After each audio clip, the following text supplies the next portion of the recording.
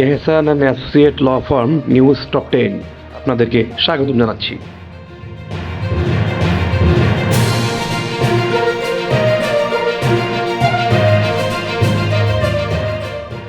সাবেক মন্ত্রী আসাদুজ্জামান নূর ও প্রতিমন্ত্রী মাহবুব আলীর জামিন নামঞ্জুর, পাঠানো হয়েছে কারাগারে। অবৈধ পথে ভারতে যাওয়ার সময় ময়মনসিংহে আটক সাংবাদিক মোজাম্মেল হোসেন বাবু ও শ্যামল দত্তকে ঢাকায় আনা হচ্ছে। রাজশাহী 4 আসনের সাবেক সংসদ সদস্য ইঞ্জিনিয়ার এনামুল হককে গ্রেপ্তার করেছে র্যাব।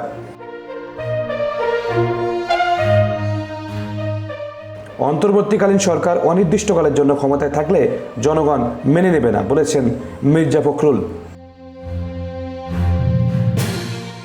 যারা গুম খুন হত্যা করতে পারে তারা রাজনৈতিক দল নয় বলেছেন বিএনপির সিনিয়র যুগ্ম মহাসচিব রুহুল কবির রিজভী।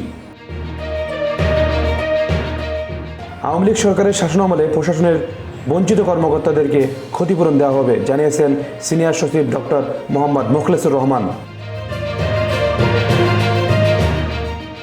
রাজধানী সহ দেশের বিভিন্ন জায়গায় বিভিন্ন সংগঠনের র্যালি সহ নানান আয়োজনে পালিত হয়েছে পবিত্র ঈদে মিলাদুন্নবী।